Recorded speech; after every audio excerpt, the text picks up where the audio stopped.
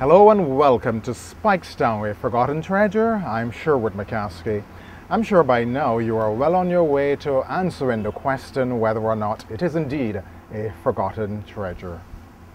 In our last program, we looked at 3 floods that devastated Speightstown. More importantly, we were told the importance of maintaining a clean environment and the correct disposal of our garbage. Like the calm spirit of the people, Speightstown has remained the quiet town of Barbados. That calm gave way to high drama and a special kind of political entertainment in 1984, when for the first time in the history of Barbados, 2 by-elections were held in the same constituency during the same year. While the focus in 1984 was on the entire parish of St. Peter, Speightstown was the epicenter of it all. And therefore we must not sit on our laurels. We must not sit on the fact that Speightstown has had a particular character for all these centuries. It has been the quiet man, the quiet woman of Barbadian townships. It has been the one least controversial. It's had no riots. It's had, the only excitement they had was Leacock versus Arthur back in 1984. Can you imagine that?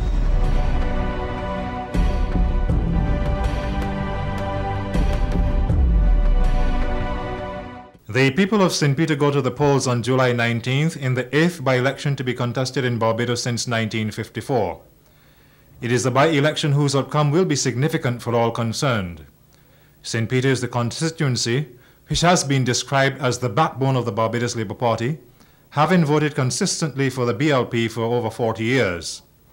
Any departure from this historical trend would be expected to upset the government and could be viewed as a remarkable achievement for the party or individual scoring the upset. The St. Peter seat became vacant when Burton Hines resigned because of ill health. Now 5 candidates have taken to the field with a view to winning a majority of the 7,000-odd votes. Owen Arthur represents the Barbados Labour Party and Mrs. Sybil Leacock the opposition Democratic Labour Party.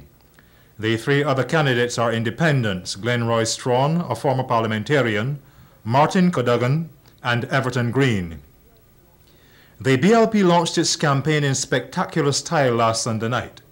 The DLP chose a more traditional approach for their big opening on Tuesday night. The independents have been out of the gates and running for some time now. More than 24 hours after the polls closed, the outcome of that election was still unknown, with both major parties claiming victory and accusing the other of ungentlemanly conduct during the poll. In the end, the DLP's candidate Sybil Leacock was declared the winner by 1 vote, and the Barbados Labour Party announced its intention to take the outcome to court for a decision, either declaring the election null and void or making its candidate the winner. Amid the showers and overcast skies, Ms. Leacock arrived with her entourage. This included Leader of the Opposition, Errol Barrow, Ms. Leacock's campaign manager, Branford Tate, and Dr. Richie Haynes, along with other party members and officials. Ms. Leacock's husband and son were also there to share in her moment. After the ceremony, she spoke of her role in the House of Assembly. Oh, my role on the opposition bench is very important because I am there to help them keep the government on their toes. And since we have reduced the government numbers, but the government members had better come in, otherwise we will have everything in hand. Leader of the Opposition, Errol Barrow, told CBC it was good for him to have another member on the opposition.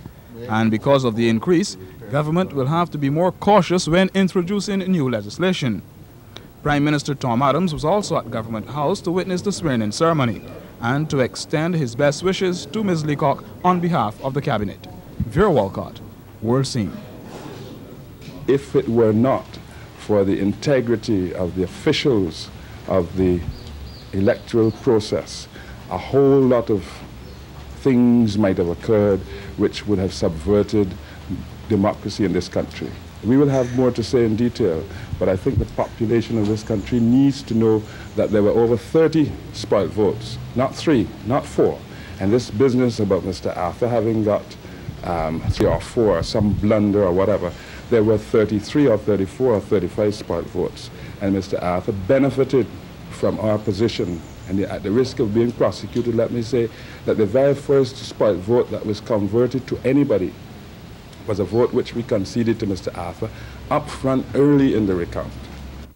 It is now accepted that Mr. Arthur got more votes than Mrs. Leacock, and through the error of a presiding officer not stamping certain of Mr. Arthur's votes, he lost his majority.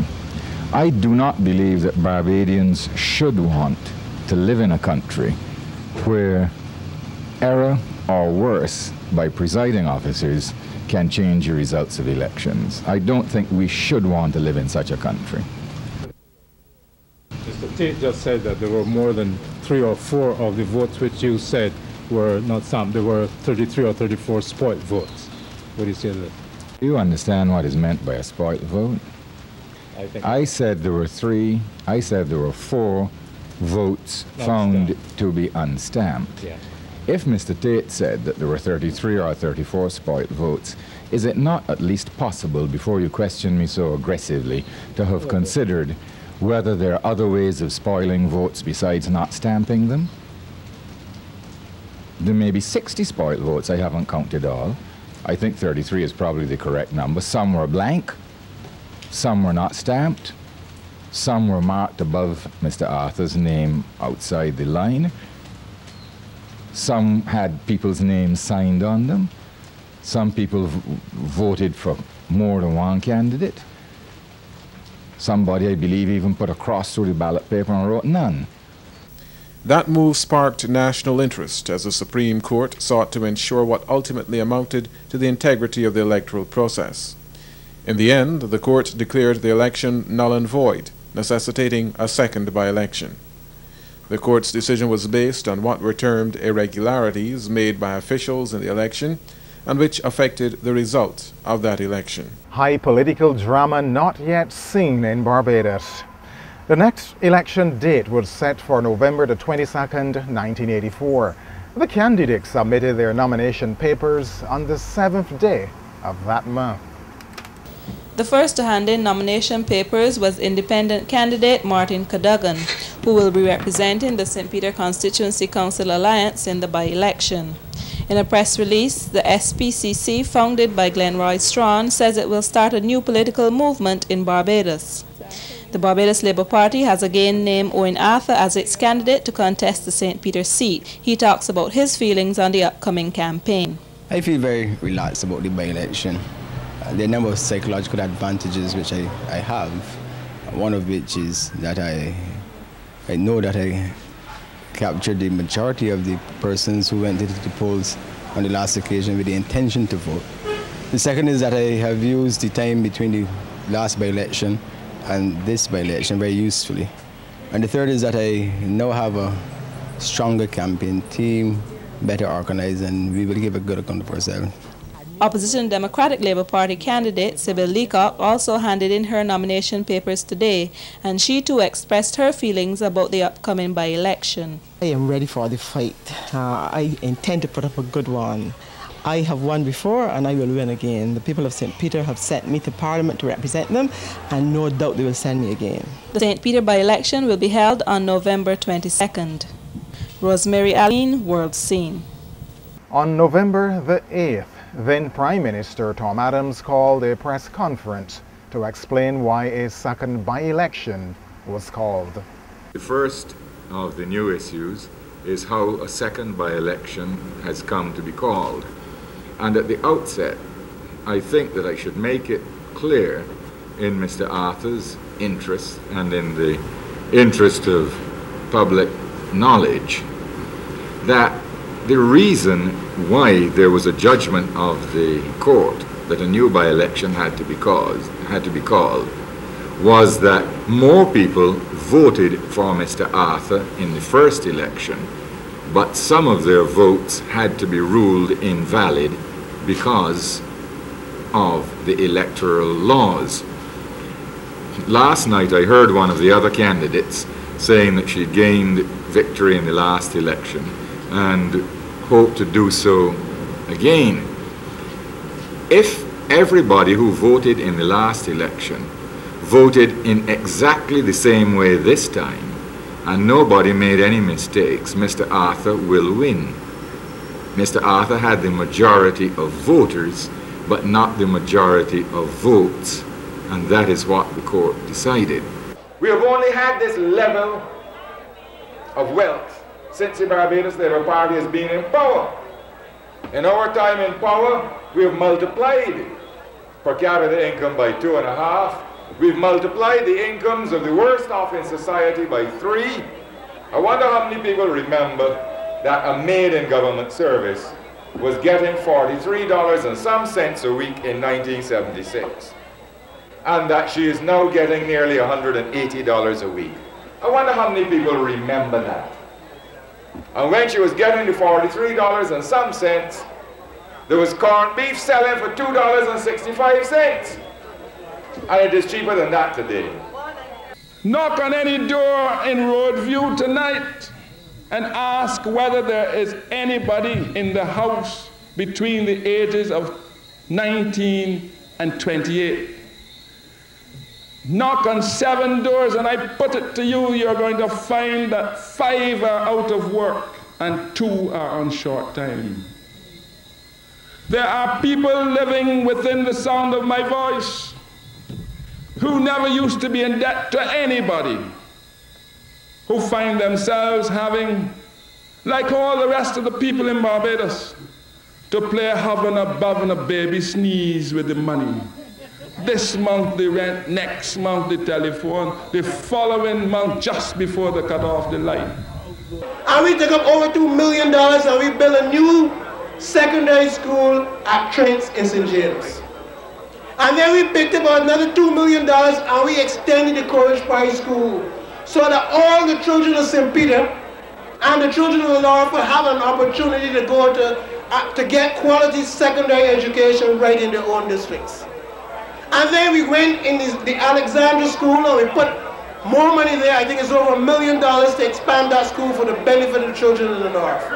When you have some sensitive people like Sybil Leacock who've been brought up in Christian homes, you cannot expose them to the kind of vagabondism that goes on the floor of the House Assembly in Parliament. And it is my intention, as soon as I get an opportunity, that if one of them open their mouth and slander anybody in Barbados, you can take them to court and they can't claim parliamentary privilege. It's the only way that you are going to make them understand that it is not necessary in order to conduct the people's business for them to be slanderous. I am a senior minister in the government.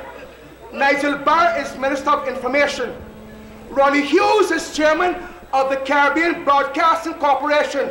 Tomorrow morning, I am going to call Mr. Hughes and ask him if he's prepared to make available on television no meetings between the Barbados Labour Party and the DLP at all on Wednesday night. Are you prepared to face Sybil Leacock face to face on the television cameras in this country on any subject? Yes or no? Answer. True, but we will have to find her first because I'm not sure if she's living in the Wim or she's living in Christchurch. Sybil Leacock won the last election. Make no mistake about that. The Queen of England, the head of the Commonwealth, through her representative in Barbados, the Governor General, the head of state of this country, called her to Government House. And she took the oath of office. That message was transmitted to the Parliament of this country, to the Speaker of the House of Assembly, who notified the Parliament of this country that she was lawfully and duly elected to Parliament. The political campaigning ended and the election day dawned. This is how World Scene, as it was called back then, reported on the day's activities in the parish and the final campaigning rallies. Here is Olatoyo Warren. By midday, indications were that voters, especially in Speightstown, had turned out early to the polls. Eyewitness reports say there was heavy polling when the stations opened at 6 this morning, but that numbers fell sharply by lunchtime. Transportation to and from most of the polling stations appeared well organized. Boscobel Church was the base for one shuttle operation. Many party supporters were also seen helping to take voters to and from polling stations. Probably not related to the by-election, this driver lost control of his car which crashed into a wall. No one was seriously injured. Hundreds converged on Speightstown last night, where the two main parties were conducting final rallies. Party leaders and candidates Owen Arthur and Sybil Leacock made their last appeals to the voters.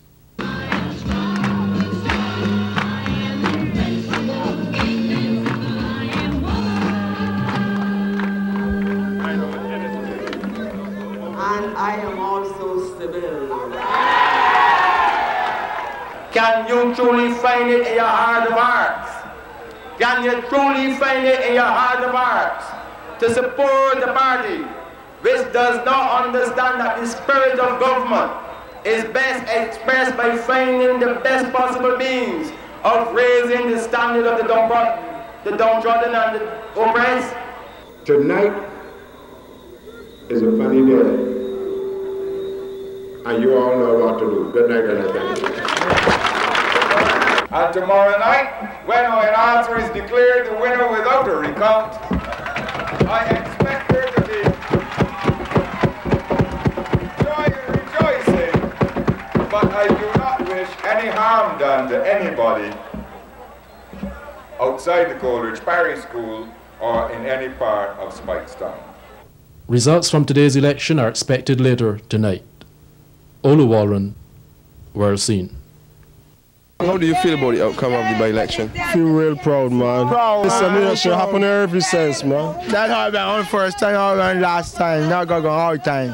And it will keep going down because the people in St. Peter want Owen, and we want him very bad. This was as long as the 80% or more turnout in St. Peter. St. Peter is a BLP parish, so the damn scam, and as long as that's how turnout come out. I'd always feel awful to get in. Why did you think he got in? Well, because he get more friendly than with the people and all such like. Well, the outcome of the by-election to me was very disappointing. On the point of view of the deplorable state of being in Speightstown for a number of years, because the ruling party is now in power. I mean, they've been there for quite a long time, and I live in Speightstown for over 7 years, and I mean, there have been no changes. He went proper, and he should win. I'm very glad that the bees win, and it was my support, and I would like to know, and I would be glad if it will continue like this for a while. Well, I think my feelings will be my personal concern. As you will see where my feeling is in my heart. Well, I'm happy about it. I'm proud to know that a young man at that age is going to take us through. I had no idea right about the bees would have been ever since. Because, you know, the flood caused a lot of this, you know. We the bees bite. We the bees sting everybody. We bite.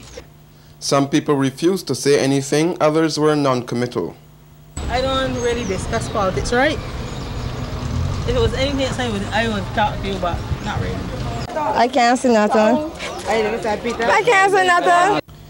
Even before last night's results were officially announced by the returning officer, Mr. Arthur was given a victory news conference on the spot.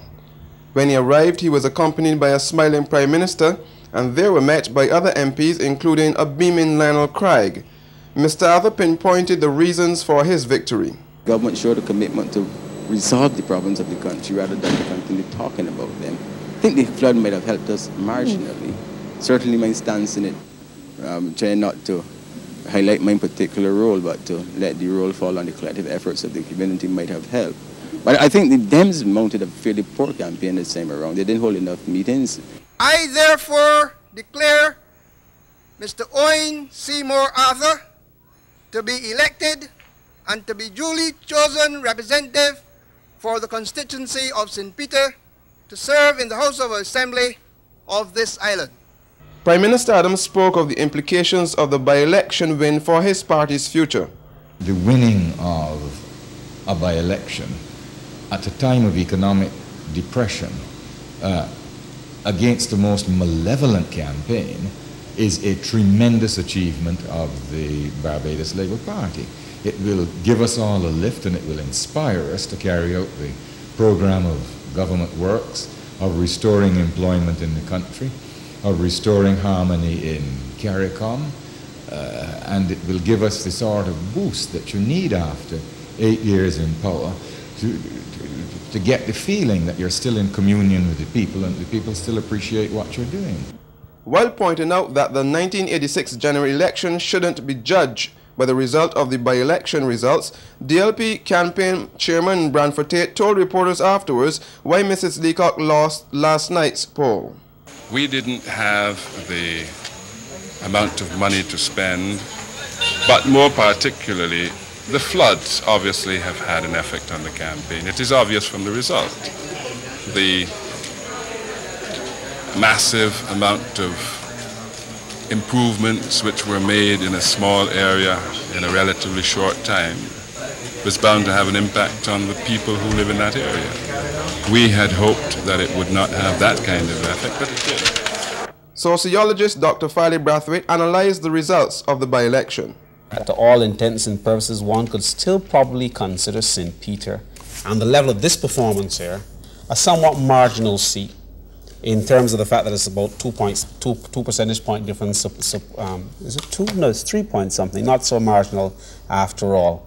But I think that what one is seeing really is a situation in which Sybil Leacock has increased her thing, and one could probably anticipate that Owen Arthur, as he becomes more familiar with the electorate in St. Peter, I have no doubt that he'll probably make every effort to build his base. And I wouldn't want to predict what's going to happen in 1986, as Wendell did earlier. I just would wait and see myself. This is what economist Wendell McLean had to say. What is quite evident here is that the DLP has not lost support in the traditional stronghold, and presumably at this point you can say it has not lost any significant support, countrywide. But remember that there are to the DLP. Or the DLP. Sorry, the Barbados Labour Party, yes, the government. But remember that there are many marginal constituencies in Barbados, and a lot can happen between now and 1986, which could tip those marginal constituencies one way or the other. The difference between 1806 one way and 1806 the other way in Barbados is not so great in terms of votes. Few incidents can do that, and government would have not only to perform well, but to be vigilant in terms of not making the types of mistakes that would irritate people. So, there is now no doubt who will represent the people of St. Peter in the House of Assembly. The House meets on Tuesday, and Owen Arthur will take his seat in that chamber for the first time. In the meantime, it's not certain what the political future holds for Mrs. Leacock. She was unavailable for comment today. Emmanuel Joseph, World Scene. After Mr. Arthur took the oath, he spoke to the press. He says he'll be going through with the many promises he made to the people of St. Peter during his campaign. I'm sure you would agree that the government couldn't possibly stop the work in Speightstown to help the flood victims. The projects that are going now will be the road in Black Bess, and having regard to the size of our majority in Black Bess over time, clearly it would be political nonsense to believe that we would not want to finish work in Black Bess of all places. There are other projects which are to be started, and I don't know if they would be accusing us of not wanting to finish the things which we have not already started, but certainly there's every intention on the part of government to conclude what they has already started in St. Peter and to start some additional things as well. He says his first priority is infrastructural development in the parish, but that he'll be taking a keen interest in community development as well. He says he wants to form community councils and meet regularly with them, so that when he makes recommendations for the parish in Parliament, they'll reflect the needs of the people. The newest member of the House says he doesn't think the unemployment problem will be completely resolved by 1986. But he does foresee that matters at community level can be dealt with within 2 or 3 years. I want really to take the spirit of the freehold, the Tenantries Freehold Purchase Act, and translate it into proper communities. There are a number of communities where you can isolate that, you can identify really need proper development in St. Peter. And I think that simple things like those really should not take a long period of time. Within 2 or 3 years, I would like to see a number of good communities emerge under the auspices of the Freehold Purchase Act. Arthur is expected to attend his first sitting of the House as a member on Tuesday, when the House meets for the first time in about 3 weeks. Donaldson Hill, World Scene. Well, I'm sure you would agree with me. We couldn't possibly overlook this as one of the treasures of historic Speightstown, an occasion when this entire town again provided what might be regarded as the most entertaining political theatrics for the entire island. This has been Speightstown, a forgotten treasure. I'm Sherwood McCaskey.